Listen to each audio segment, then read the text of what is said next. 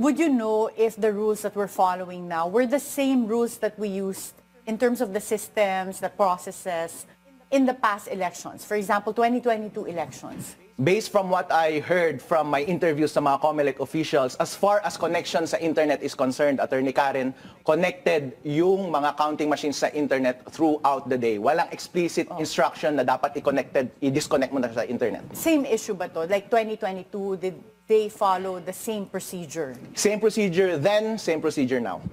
Do you believe that the past elections were manipulated? Wala ako sa posisyon, Attorney Karen, para magsabi kung dinaya yung eleksyon noon or dadayain tong eleksyon na yon. Ang tanging concern ko lang, Attorney Karen, is bilang isang professional at expert, sir, merong isang weakness ang ating counting machine. Hindi pa pwedeng ayusin natin ng konti. Wala namang mawawala sa atin eh. Walang cost. Maglagay ka lang ng isang sentence sa rule at dapat sundin natin on election day. Okay, assuming ma-address itong concern mo with the internet connection, do you think that the government is doing enough to secure the integrity of our elections? As far as I'm concerned, Attorney Karen, yun yung pinaka-obvious at pinaka-madali na i-take advantage ng isang hacker. At kapag ikaw, yung masamang tao sa Pilipinas, nasa loob ka man ng gobyerno o sa labas ng gobyerno at gusto mong dayain ng eleksyon, ito yung pinakamadaling paraan para dayain ng eleksyon. Kaya nabahala si Chairman George Garcia sa video ko is ipinakita ko talaga gaano kadali magawa yung ganitong pandaraya sa eleksyon. Kapag ikaw ay isang marunong doon sa sistema, kung gusto mo talagang mandaya, ipinakita ko, wow, Attorney Harold, posible pala talagang magawa. Obvious, napakadali. Madali ba talagang ma-hack? Isn't this built to be resilient to hacking?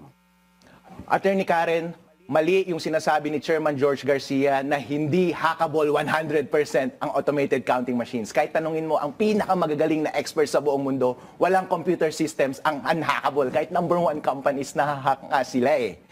Ang sinasabi ko lang, Attorney Karen, is wag mo siyang i-connect sa internet. Ipinakita ko kasi na ang isang counting machine ay isang gadget. Yung cellphone mo na yan o yung laptop mo, try mo dalhin sa Green Hills, Attorney Karen. Kahit may password yan, kaya nilang baguhin yung source code.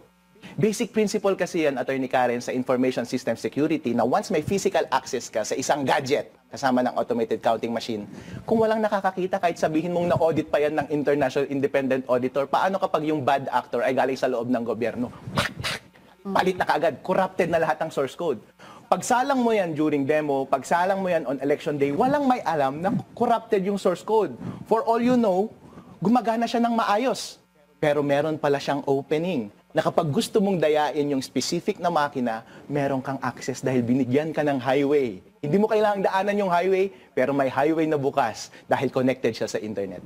But you're not confident that the current rules we have that allows any candidate to question the results. So let's say sa isang precinct na daya nga or na-hack yung vote counting machine, meron tayong proseso that you can file an election protest or a case and then i-audit yung actual vote counting machine and again, compare the physical ballots as against the results.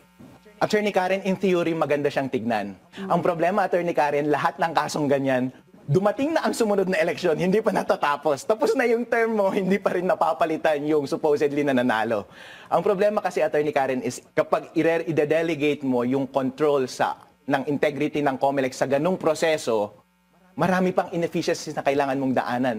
Baka sa sinasabi nila, baka corrupt pa yung prosecutor, corrupt yung judge, or corrupt kung sino. Madaming masyadong interested na may vested interest para hindi ka manalo sa case na yun na pwedeng makaapekto sa kaso. Ang point ko lang, Attorney Karen, is wag na tayong pumunta doon.